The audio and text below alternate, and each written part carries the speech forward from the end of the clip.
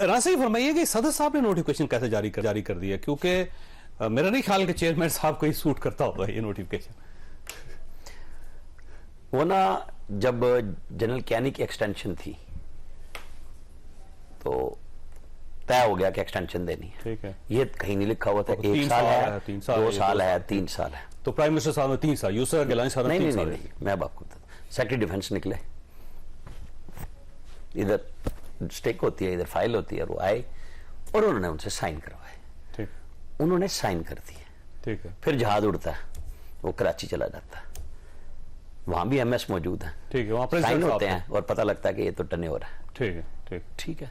तो जब फैसले लिए जाते हैं तो साइन किए जाते हैं। मैं वैसे फैसल बावड़ा को इतना वजन नहीं देता। इसका मतलब ये है कि प्रेसिडेंट और चेयरमैन के दरमियान इख्तिलाफात है। नहीं, जैसे फैसल बावड़ा जो कि गप्पे बहुत छोड़ते रहे ना, इस मुल्क में रेडी वाला भी टैक्स देगा, फलां देगा, इतनी नौकरी आएंगी, लेकिन कल उन्होंने एक जगह कहा कि सदर मुमलिकत ने अपने चेयरमैन को डिच किया कि साइन पहले कर गए थे और पूछने बाद में चले गए।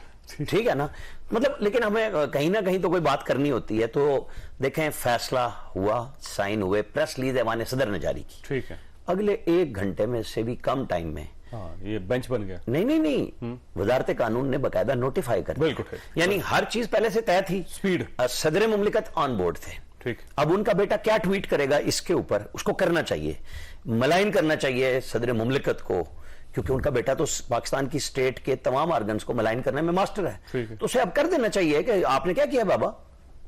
डॉक्टर साहब खट्टे करने चाहिए थे। ठीक हो, तो दांत खट्टे क्यों नहीं किए उन्होंने? वो डेंटल डॉक्टर है, उन्होंने तो साइन कर दिए फौरन। ठीक हो, जबड़ा बचाया है, क्या किया है, एहतराम किया है रियासत का। क्योंकि जब वो दिल करता है वो कहते हैं मैं तो वजीर आजम को ओथ नहीं लूंगा।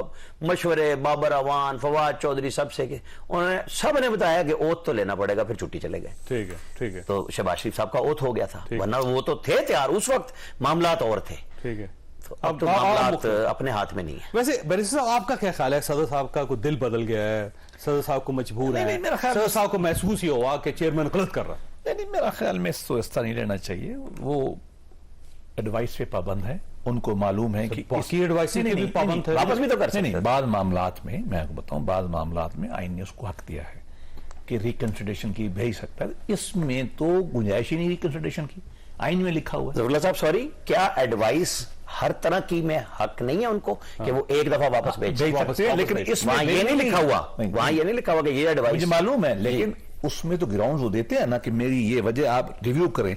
इसमें ग्राउंड दे ही नहीं सकते, इसलिए कि आइन में तयशुदा बात है। अलबत्ता वो ये जरूर कह सकते हैं प्यार मोहब्बत से, भाई इतनी जल्दी का है, अच्छा 2-4 दिन फाइल अपने पास रख लें।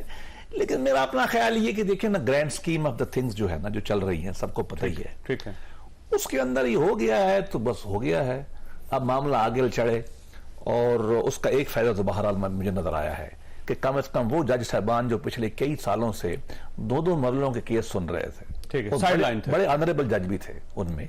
मतलब काजी साहब तो चलो एक और बात है, नॉर्मल जज भी बहुत अच्छे जज हैं, जिनके सामने हमें आमतौर पर जाते हुए खुशी भी होती है कि सुनते हैं, फैसले करते हैं।